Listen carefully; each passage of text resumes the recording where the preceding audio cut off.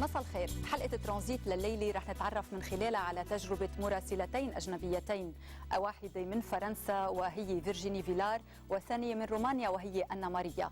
ولكن البداية رح تكون مع حديث كنا قد أجريناه مع الصحفي كريستيان أمامبور من شبكة CNN الأمريكية حول تجربته من خلال عمل 25 عام بشبكة CNN وموضوع وثائقي جديد عن موضوع الإبادة. I'm now going to remove the one I traditionally have to wear here, and I'm going to, out here in the car, quickly put this very tight-fitting.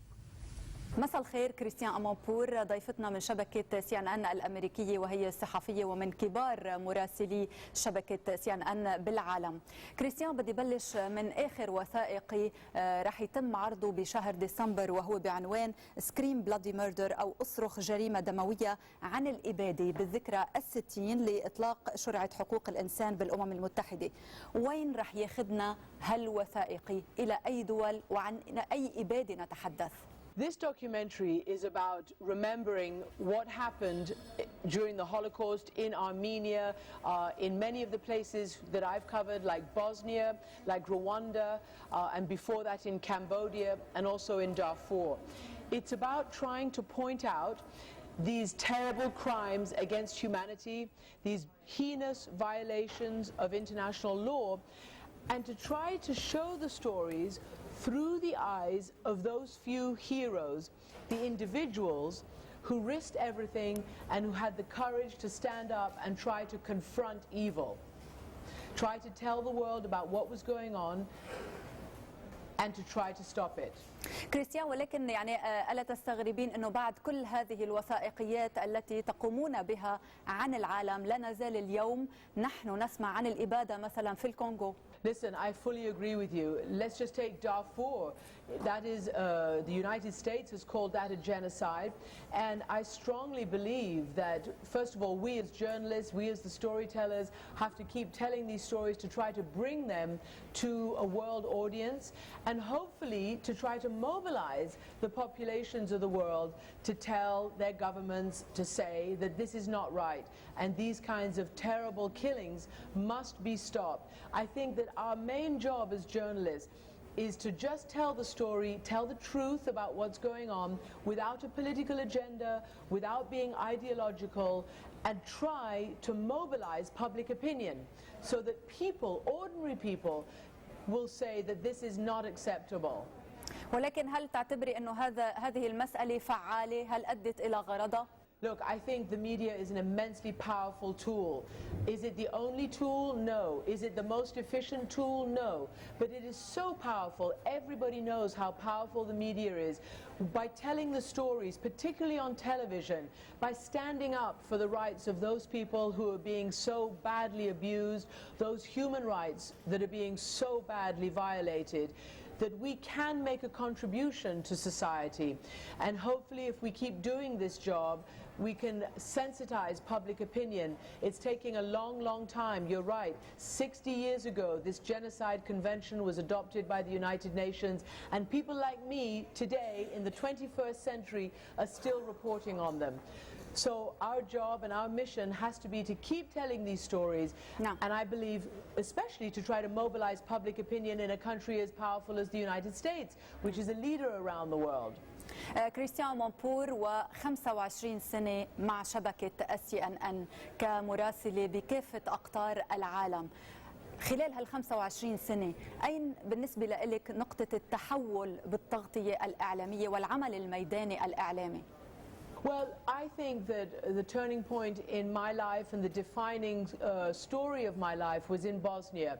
I found myself as a very young foreign correspondent in Bosnia in the early 1990s when a group of Muslims in Sarajevo and elsewhere, Srebrenica, all those towns that still have a lot of memories, were being assaulted, were being killed, were being sniped and were being shelled just because of their religion and their ethnic group by, at that time, the Bosnian Serbs and their patrons in Yugoslavia. And I felt that it was my duty to tell the truth, to report that there were victims, to report about the aggressors. And you know what? I strongly believe that even though it took a long time, it was the journalists who were there day after day, week and month and year after year, who finally mobilized the world's powers to intervene and stop that war and to make a peace process and then to enforce that peace, which lasts until today. And then when it came to Kosovo, again, Albanians, Muslims in Kosovo being assaulted by the Serb minority, we were there, we told that story, and because of what we did in Bosnia, the world intervened in Kosovo before it turned into a genocide. So for me, that's a very important moment, and I feel very strongly that it's our job to shine the light on all those corners where massive human rights abuses are taking place. كريستيان، يعني من خلال تغطيتك وعملك بالCNN بالنسبة للمواضيع اللي بتم اختيارها، من يقرر؟ هل المحطة تقرر أم أنت تقررين أين تذهبين؟ خاصة أنه البعض بيعتبر أنه لما بيشوفك بمكان من العالم يعتبر أنه هذا المكان سيحدث فيه ربما كارثة. اسمحي لي على هالتعبير. Well, you know, you're right, and for a long time, because I was so associated with covering wars and disasters, crises, famines, genocides, that it's true. People used to really look at me with a bit of fear when I would come to their country, hoping that nothing bad was going to happen to their country. You know, in terms of who chooses the stories, often the news dictates, events dictate. I go where the news is. Sometimes when choosing documentaries, I choose to focus on a particular issue that may not be breaking news, but needs our attention. كريستيان، اليوم يعني ستنتقلين من مرحلة العمل الوثائقي الميداني ليكون عندك برنامج يومي. نحن بنعرف انه بالCNN بشبكة الCNN في عدد كبير من النجوم اللي عندهم برامج عديدة، ومنهم يعني وولف بليتزر وايضا هولمز وغيرهم من الصحفيين اللي هن نجوم الCNN بالبرامج. ما الذي سيضيفه برنامج كريستيان أمانبور للCNN؟ Now that is a very good question. I think that what it will add is my reputation and years of experience as an international correspondent. All those who you mentioned are very prominent, but they are mostly familiar with what happens in the United States. And I strongly believe that it's time to have a program that's not just a news program. It won't be a news wheel. It'll be focusing on an important issue. It'll be focusing on an important aspect of news of that day or that week or that we need to know about, and seeking not just to do reports but also to have big interviews and also interviews with the ordinary people who are nonetheless experts on this particular issue. So hopefully it'll be a lot of tough talk, a lot of honest reporting, and somewhere where people can come and look at the most important issue of the day or issues that need to be illuminated that no other people are illuminating.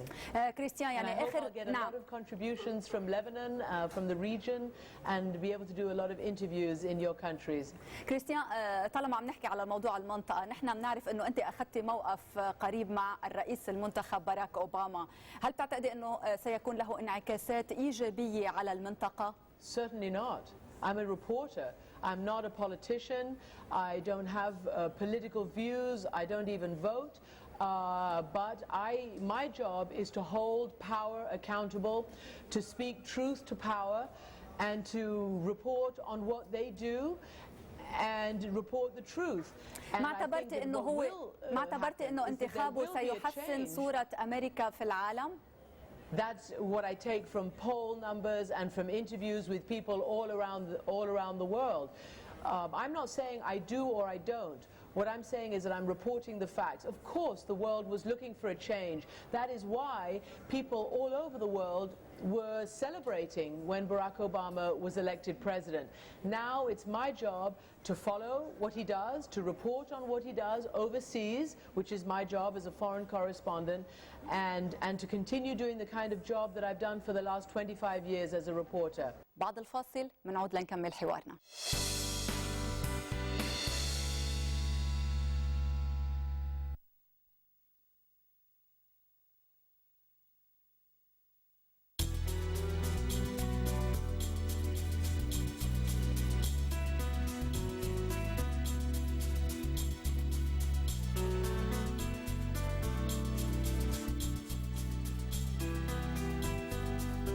عودة لمتابعة برنامج ترانزيت مع فيرجيني فيلار وأنا ماريا. فيرجيني بدي بلش معك، يعني أنت عائدة من المغرب بعد قيامك بعدة ريبورتاجات من المغرب. بداية السؤال مقارنة بظروف العمل الإعلامي بالمغرب، شو هو اللي كان تابو أو من المحرمات اللي ما كنت فيك تشتغلي عليه بالمغرب؟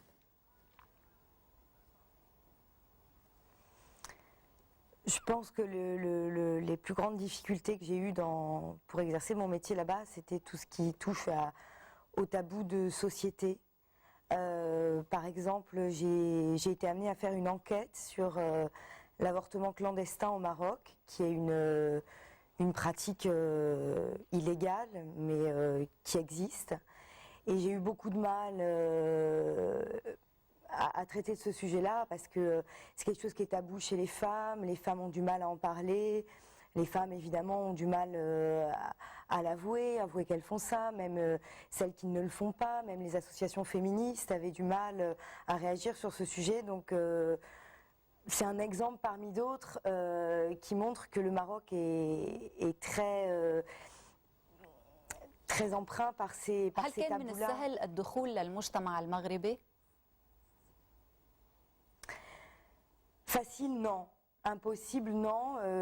Je pense que plus qu'ici, il fallait beaucoup passer par des intermédiaires, par des associations. Je travaillais beaucoup avec... j'avais des personnes là-bas, des fixeurs, qui m'aidaient à entrer dans certains milieux. Sinon, toute seule en tant que journaliste étrangère, c'était quasiment impossible pour moi, parce qu'il y a encore, comme je vous le disais, il y a beaucoup de tabous et je me suis rendu compte que même avec certaines amies marocaines, par exemple, quand j'étais amenée à parler de l'avortement ou de choses comme ça, il y avait quand même une certaine gêne. Il y a une peur au Maroc.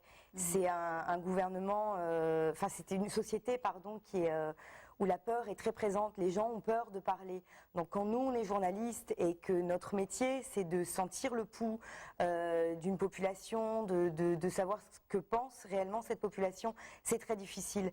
هل هن حذرين بالتعاطي مع الصحفيين الغربيين والفرنسيين بالتحديد؟ Oui, énormément. Énormément, parce que au Maroc, on a la réputation d'être un peu des gens qui fouillent là où ça fait mal. Et oui, moi par exemple dans mon quartier, ça m'est arrivé, les gens savaient que j'étais journaliste et ça m'est arrivé d'avoir des petits mots à l'épicerie qui me disaient, un petit mot de l'épicier qui me disait faut pas fouiller dans les mauvaises choses du Maroc, le Maroc c'est un beau pays, ne dites pas des mauvaises choses sur nous, un peu la peur comme ça qu'on parle un petit peu trop de la pauvreté, que les choses mauvaises soient montrées. J'avais été amenée à faire un reportage dans les bidonvilles de Casablanca, c'était pas évident. C'était pas évident parce qu'il y avait des gens sur place qui faisaient en sorte de m'empêcher de voir certaines choses dérangeantes. Oui. بينقال انه بالمغرب طيف الملك الحسن الثاني لا يزال حاضر، هل هالشيء صحيح؟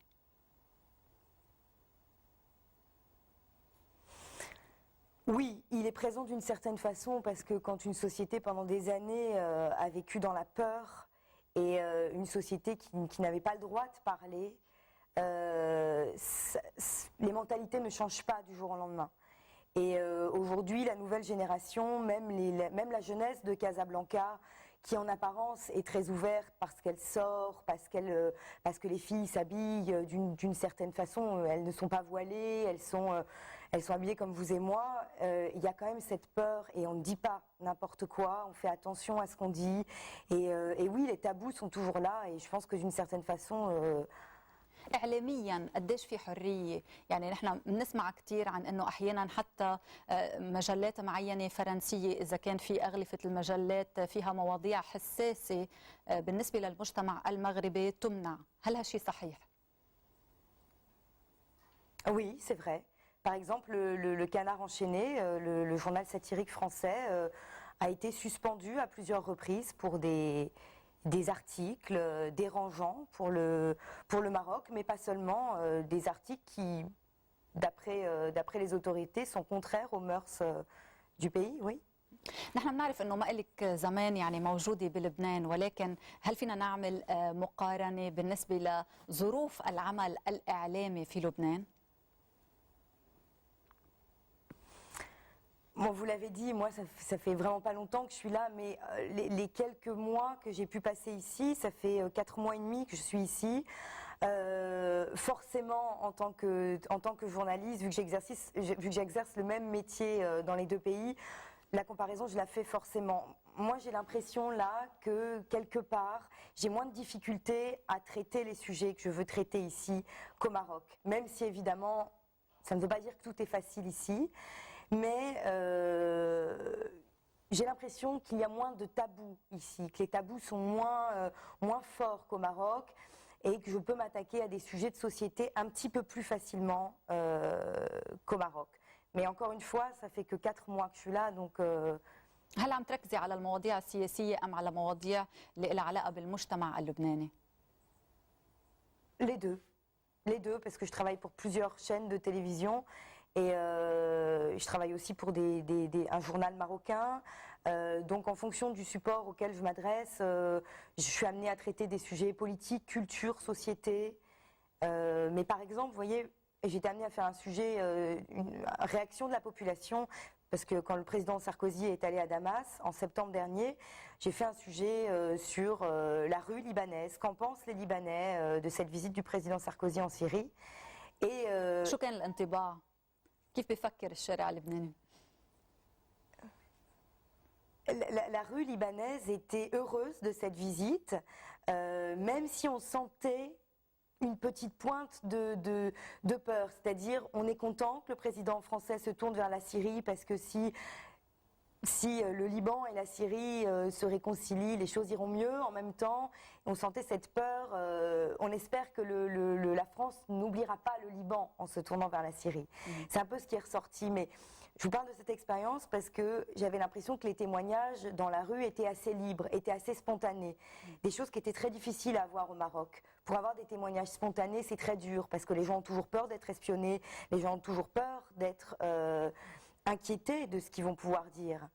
Donc, dans ce sens, j'ai pu voir la différence entre le Liban et le Maroc, oui. نعم، رح ارجع اسالك يعني ليه جيتي على بيروت؟ ليش اخترتي بيروت مكان تشتغلي فيه ولا تقيمي فيه؟ ولكن بدي اسال أنا كمان، أنا ماريا، يعني اللي بتشتغلي انت مع شبكه فيها انتنا 1 وانتنا 3، وهي الشبكه المتخصصه بالاخبار اللي هي انتنا 3. شو عم تعملي ببيروت بالنسبة لتغطية قضايا لبنانية؟ هل بتهم هالقد الرأي العام الروماني؟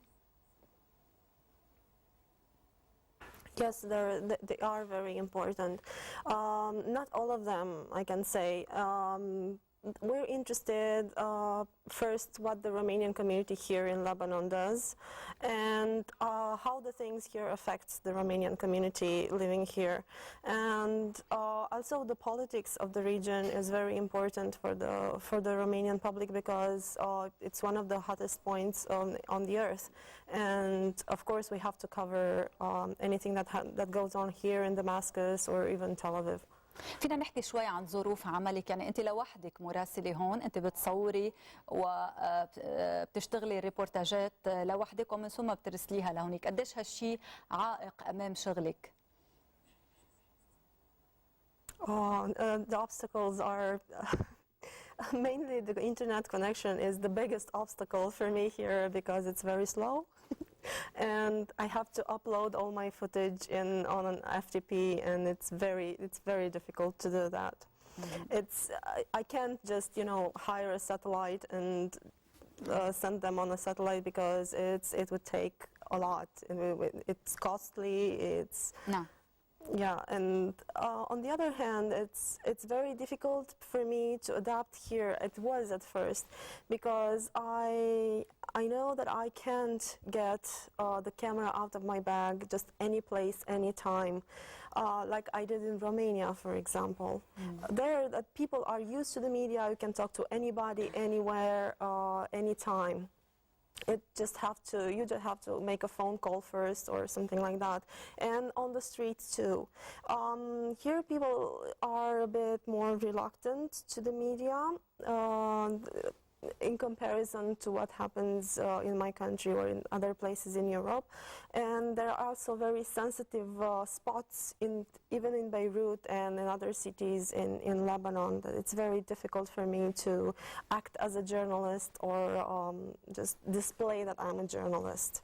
يعني المواضيع اللي بتركزي عليها كصحفية عم تشتغلي على مواضيع لبنانية، شو هي الأولوية بالنسبة لك؟ هل هي الأولوية الأمنية، يعني الأحداث الأمنية اللي بتصير بلبنان، أم أحداث سياسية، أم لها علاقة بالمجتمع اللبناني والجالية الرومانية؟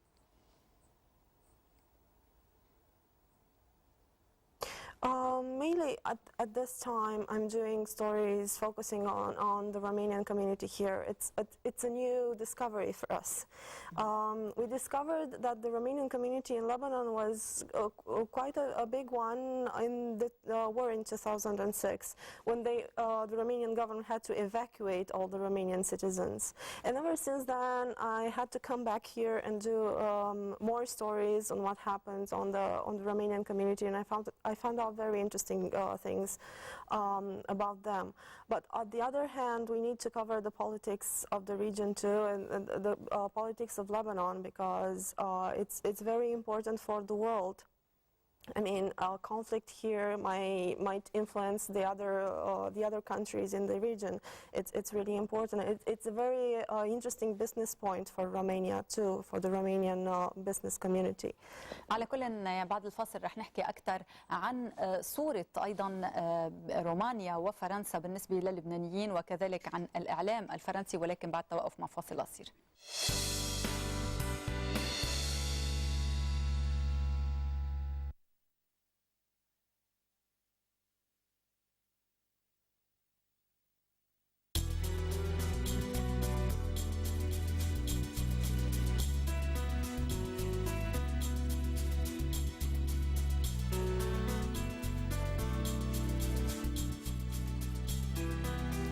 عودة لمتابعة ترانزيت فيرجيني. يعني اليوم بالنسبة للإعلام الفرنسي نحن بنعرف أنه فرنسا مهتمة ربما بالسياسي بموضوع لبنان، ولكن بنشرات الأخبار يعني وين موجود لبنان؟ شو الأولويات؟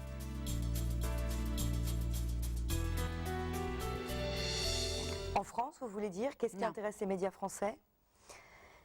Déjà, je pense qu'il y a plusieurs, encore une fois, plusieurs médias français. Il n'y a pas qu'un journal, il y a plusieurs chaînes avec plusieurs points de vue. Donc, pour les chaînes de news, c'est vrai que quand on parle du Liban, quand il y a des problèmes sécuritaires ici, quand il y a une guerre ou quand il y a des problèmes comme on a vu au mois de mai dernier. C'est vrai qu'en dehors de ces périodes de crise, le Liban est moins traité, dirons-nous. Mais il y a quand même...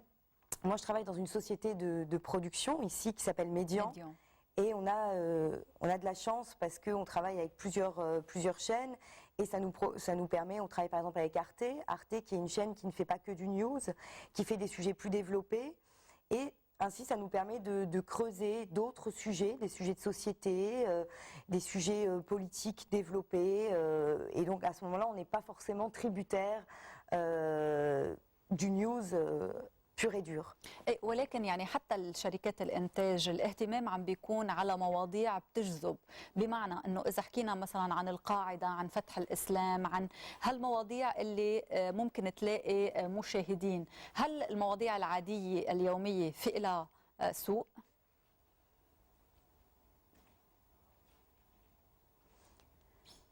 Oui, je pense que oui, parce que c'est des... Enfin, je ne sais pas ce que vous entendez vraiment par sujet ordinaire, mais nous, par exemple, on travaille au sein de Médian sur différents sujets de société, comme par exemple sur les femmes, sur la chirurgie esthétique, sur des sujets qui, pour nous, sont révélateurs, qui parlent bien de la culture libanaise, de l'identité du pays.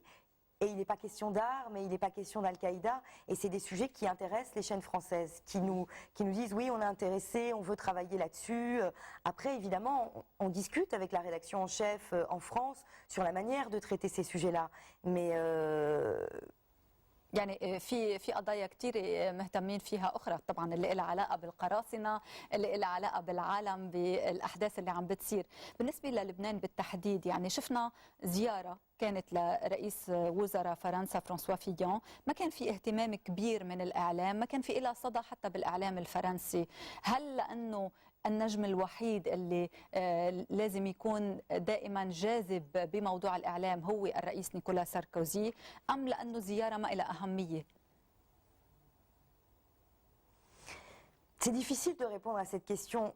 Nous, en tant que journalistes, on s'est posé la question. Moi, je travaille avec des chaînes françaises qui m'ont dit le matin de la visite de M. Fillon, bon, non, a priori, on ne te demandera pas de sujet, on ne te demandera pas de direct.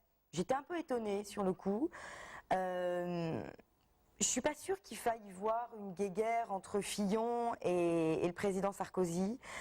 Je pense que honnêtement, le contenu de la visite du Premier ministre français ici ne valait pas forcément la peine de faire des sujets, des lives, etc. C'était une visite économique, bien sûr. Il voulait aussi affirmer son soutien au président Slimane et au Liban. Les accords qui ont été annoncés sont des accords globalement qui ne sont pas nouveaux, des choses qui étaient déjà annoncées. Donc, si vous voulez, en France, c'est un peu ce que j'ai eu comme retour. Il n'y a rien de nouveau. C'est des choses qui n'auront pas d'énormes conséquences. Ok, on ne prend pas de sujet là-dessus. Et c'est quelque chose, comme vous disiez, qui a été traité très brièvement. أنا يعني بالنسبة لكم بنشرة الأخبار برومانيا، شو الأولوية بالنسبة للأخبار العالمية؟ هل هي الأحداث العالمية؟ هل في تركيز أحيانا على قضايا أو قصة ممكن تكون من لبنان؟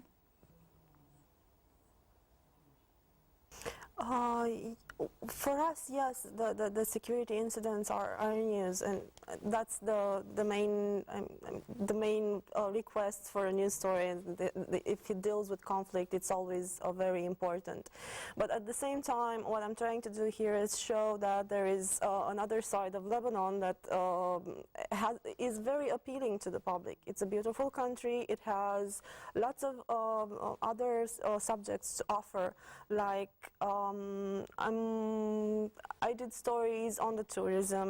I did stories on the young people who are volunteering for the Red Cross, and people get to compare it with what happens in Romania, and they draw their own conclusions.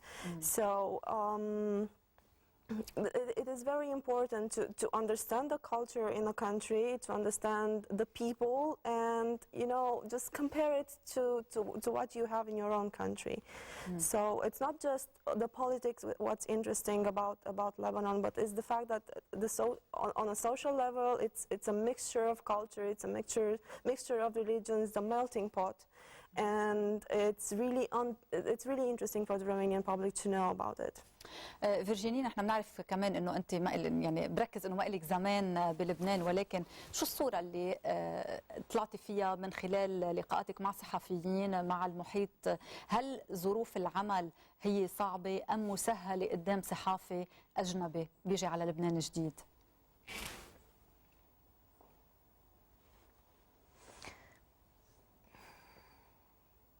Pour l'instant, j'ai de la chance de ne pas avoir été confrontée à des difficultés majeures. Donc, mais parce qu'encore une fois, j'ai la chance de travailler au sein d'une équipe avec des journalistes libanais qui ont une expérience assez conséquente derrière eux et qui m'aident beaucoup dans ma compréhension du pays. Dès que j'ai une question, parce que comme vous le disiez, 4 mois au Liban, c'est pas beaucoup, parce que le pays est très compliqué, très complexe. Donc, dès que j'ai des بس على questions... الارض في مناطق مثلا بيقولوا لك هيدي المنطقه ما تروحي عليها لانك صحفيه اجنبيه؟ Pour l'instant, j'ai pas été confrontée à ce cas-là. Non. Pour l'instant, j'ai pu aller à Nar El Bared, j'ai pu aller dans le sud du Liban. Je n'ai pas eu de difficultés particulières. بدي ارجع لعند أنا، يعني أنا بالستوري اللي عم تشتغلي عليها او القصص اللي عم تشتغلي عليها تحدثتي على موضوع الجاليه اللي موجوده هون، يعني انت بتعرفي انه هل في عندهم نظره مسبقه على الجاليه الرومانيه اللي موجوده هون؟ كثير بيقولوا انه يعني بلبنان خاصه بالتحديد انه في الرومانيات اللي بيشتغلوا بالاستعراضات، في رومانيات اللي بيشتغلوا بأماكن معينة، هل واجهتي هيدي المشكلة؟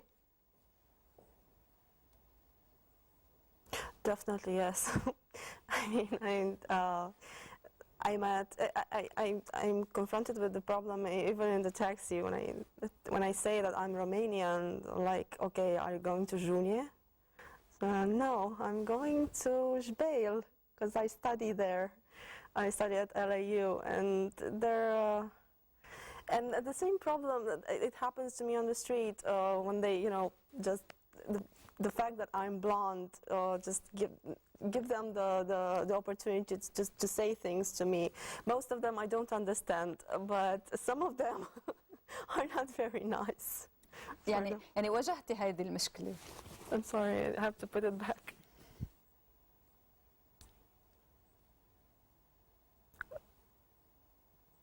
Yes, definitely. I was. طب شو الريبورتاجات اللي اشتغلتي عليها على الجالية الرومانية؟ Many stories. Right now, I'm focusing on the symphonic orchestra. We have like half of the orchestra is made of Romanian players, and they're very good. I've been to some of the concerts, and they're great. And I think it's the only orchestra in the world that has so many Romanians besides the one in Bucharest. قد ايه حجم الجالية اللي موجودة هون لحتى يكون في عندك قضايا تشتغلي عليها إعلاميا؟ Yes, the number definitely, and mostly they're women married to the Lebanese people here, or professionals who work here, businessmen who invest here. But at the same time, there is a very big Lebanese community of people who graduated the universities in Romania. I hear they're like 5,000. Some people say they're more, and they have an association even, and they meet on the Romanian National Day, and they're really, really nice, and that's really appealing for the Romanian public. هل بتهتمي بالقضايا السياسية اللي موجودة على الساحة اللبنانية وتعقيدات المشهد اللبناني الداخلي؟ Yes, definitely. They are very interested in that. Where I'm trying to focus and get background to we're going to cover on the elections next year. At the same time, there are the little events, the events that happen like on a daily basis are interesting, but. We covered the rest of the two American journalists in Syria. It started in Lebanon, so I had to cover it, and it was really interesting for the Romanian public. هل بتلاقي صعوبة بشرح المشهد اللبناني لرأي عام الروماني؟ Sometimes yes, it is the conflict in all the newsrooms between the reporter and the editor.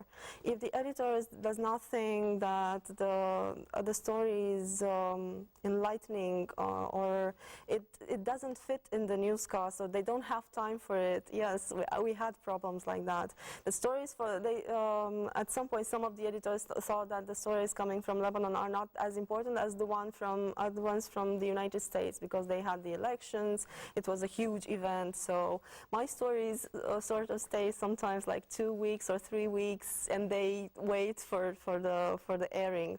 But they do air them, and they're okay. I mean, people like them. على كل بعد الفاصل رح نتابع حوارنا ورح نحكي أكثر على موضوع الصورة الإعلامية.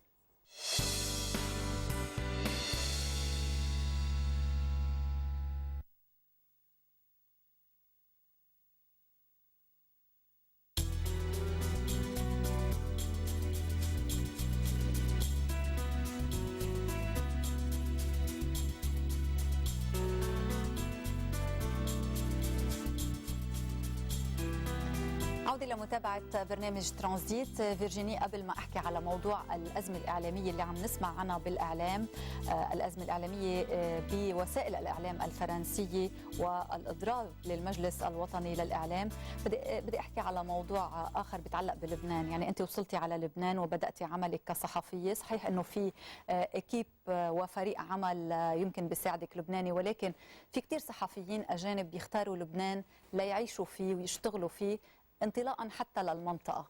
ليش برأيك؟ شو ظروف العمل اللي بتخلي هالعمل أسهل بلبنان من أي عاصمة أخرى؟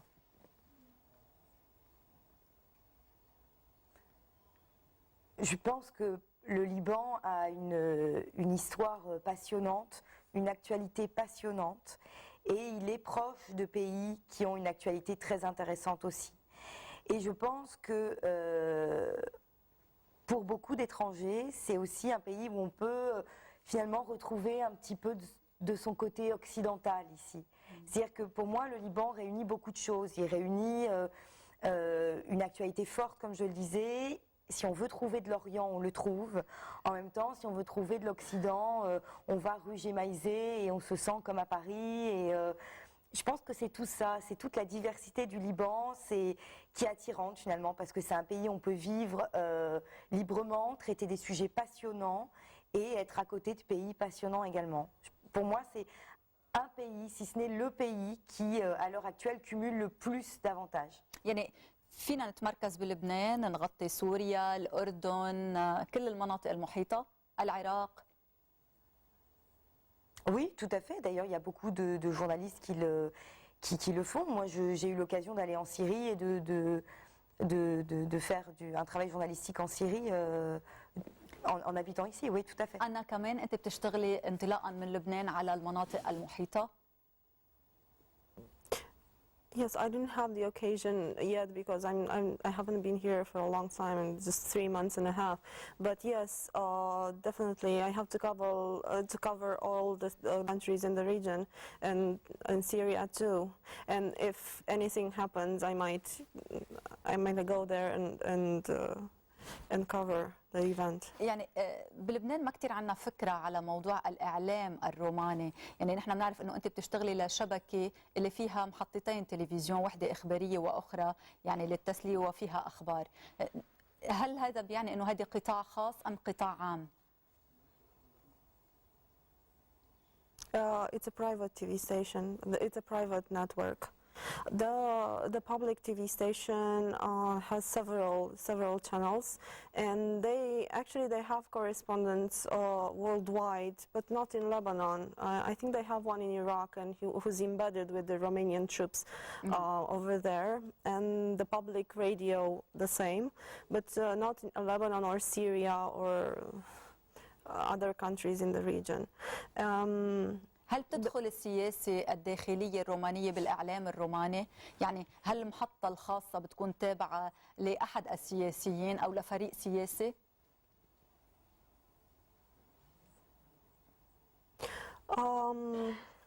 In principle, in general, no. It's not. We're trying يعني في to بلدان stick to the كثيرة rules. مثل إيطاليا، مثل حتى لبنان، يعني في السياسة تدخل في وسائل الإعلام. In Romania, the media is free. A politician can be the owner of a TV station, but at the same time, a businessman can be the owner of a TV station. Anybody can be the owner of a TV station. No, there's no rule about that. But the journalists in Romania do not take a side only because of the owner of the TV station, but maybe some of them that do it from their own convictions. They do not affiliate to a certain TV station just because they believe the TV station has the policy. Different show, different aspects of life, different positions regarding the politics. قد ايه بهمهم منطقة الشرق الأوسط، وشو هي المناطق؟ هل بهمهم فلسطين، لبنان، العراق؟ شو هو المهم بالنسبة للمحطات الإعلامية؟ على شو بيركزوا؟ Yes, we cover Iraq a lot because we have troops there, obviously, and it's really important for Romania. There was a huge dilemma in Romania at some point between the government, between the government members, because some of them wanted to withdraw the troops, some of them did not. They stayed in Iraq. We also cover the conflict in Palestine and between Palestine and Israel, because we have a Romanian community in Palestine too, and we also have a Romanian community in Israel, and it is interesting for the relatives at home to know what happens there, but at the same time the politics is there are Romanian citizens in the Israeli government, because some of them were born in Romania. نعم. فيرجيني، موضوع الإعلام الفرنسي، يعني سمعنا على الأزمة اللي حاصلة، ولكن هل الأزمة هي بسبب مشروع ساركوزي للإعلام أم الأزمة فعلا بوسائل الإعلام بحد ذاتها؟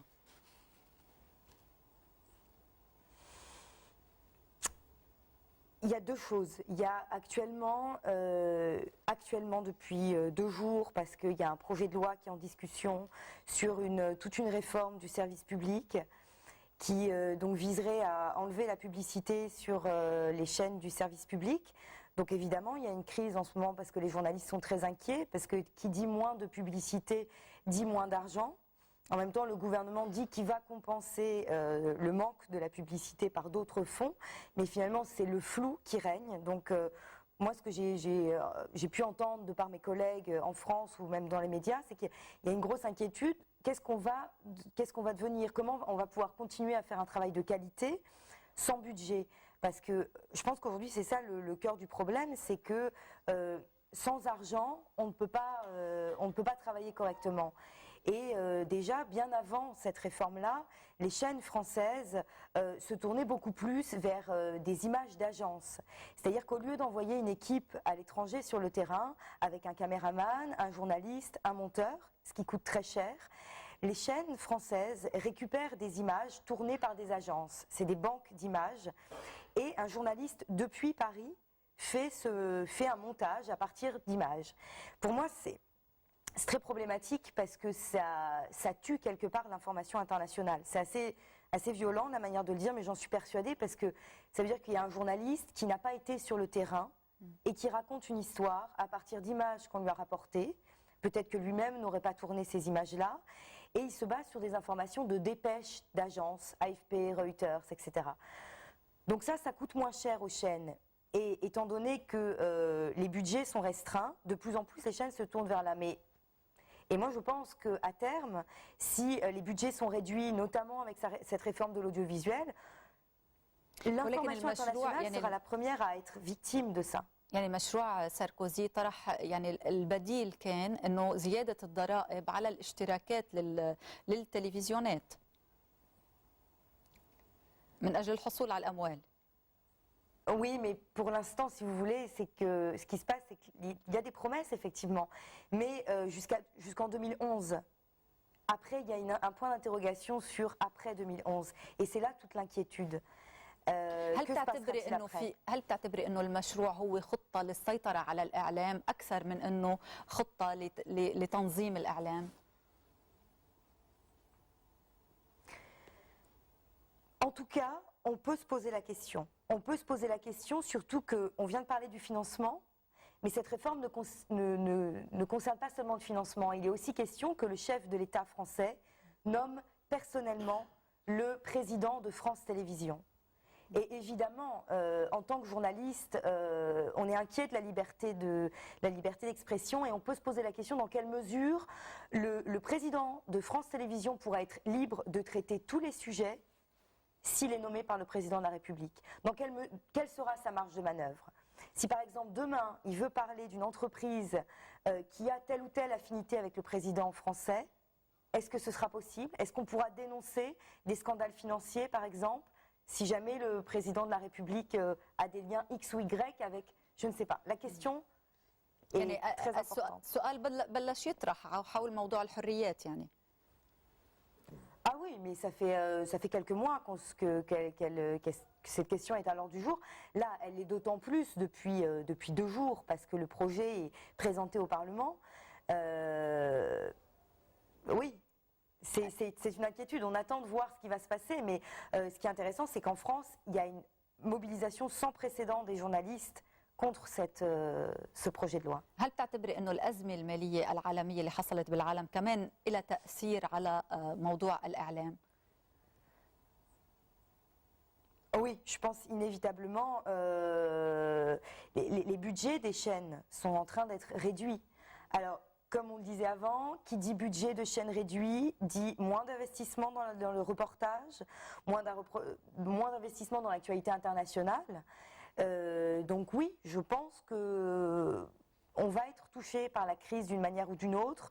Les chaînes avant qui nous commandaient par exemple 4 sujets par mois n'en commanderont peut-être que 2 parce qu'il faut réduire les budgets et oui, c'est quelque chose auquel on doit s'attendre.